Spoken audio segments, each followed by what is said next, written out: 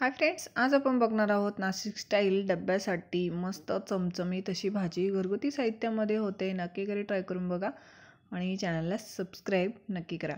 चला तर मग सुरू करूया। त्यासाठी 2 चमचे तेल गरम करून घ्यायचं आणि त्यामध्ये आपण टाकणार आहोत मोहरी, त्यानंतर कढीपत्ता तुम्ही कापून घेतला तरी चालेल, कारण मुलं बाहेर काढून टाकतात।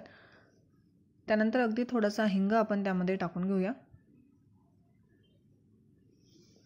ठेचलेलं लसूण आणि ठेचलेलं आलं आपण यामध्ये टाकून घ्यायचं आहे। आल्याचं प्रमाण थोडंसं कमी आणि लसूण थोडासा जास्त वापरायचा आहे। आता आपण हे छान ब्राऊन होईपर्यंत परतून घेऊया।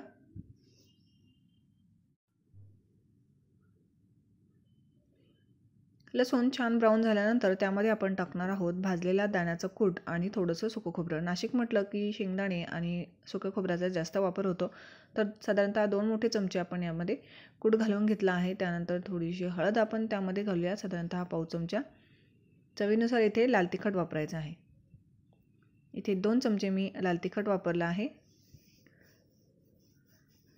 त्यानंतर त्यामध्ये आपण टाकणार आहोत अर्धा कप पाणी। हे छान असं मिक्स करून घ्या आणि तेल सुटेपर्यंत आपल्याला हे परतून घ्यायचं आहे। कमीत कमी 1 ते 1.5 मिनिटे कमी गॅसवर आपल्याला हे छान परतू द्यायचं।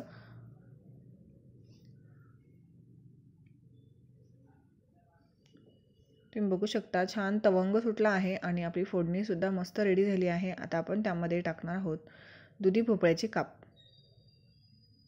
दुधी भोपळ्याची साल काढून अशा पद्धतीने तुम्ही कापून घेतला आहे। आता आपण हे व्यवस्थित असं मिक्स करून घ्यायचं। त्यानंतर त्यामध्ये आपण टाकणार आहोत चवीनुसार मीठ।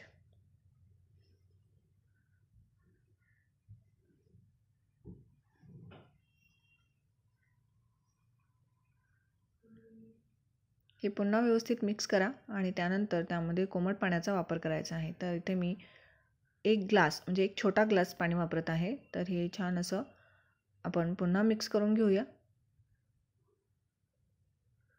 पाण्याचा वापर हा तुमच्या आवडीनुसार तुम्ही कमी जास्त करून घेऊ शकता। भाजी शिजायला सुद्धा थोडंसं पाणी लागणार आहे, म्हणून आपण इथे 1 छोटा ग्लास पाणी वापरला आहे आणि हे कमी गॅसवर आपल्याला छान शिजू द्यायचं आहे। दुधी भोपळा असल्यामुळे तो खूप लवकर शिजतो, फारसा वेळ लागत नाही। थोड्या वेळानंतर हे पुन्हा एकदा मिक्स करून घ्यायचं, म्हणजे खालची भाजी वर जाते आणि वरची भाजीसुद्धा व्यवस्थित शिजते। परत 2 ते 3 मिनिटे भाजी शिजल्यानंतर आपण त्यामध्ये टाकणार आहोत कोथिंबीर। मिक्स करून घ्यायची आणि 1 ते 1.5 मिनिटे छान शिजल्यानंतर आपली भाजी रेडी होईल। तुम्ही बघू शकता मस्त ती दिसत आहे। डब्यासाठी किंवा तुम्ही लंच डिनरसाठी सुद्धा ही बनवू शकता।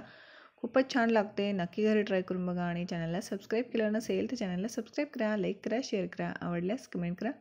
व्हिडिओ बघितल्याबद्दल थँक्यू।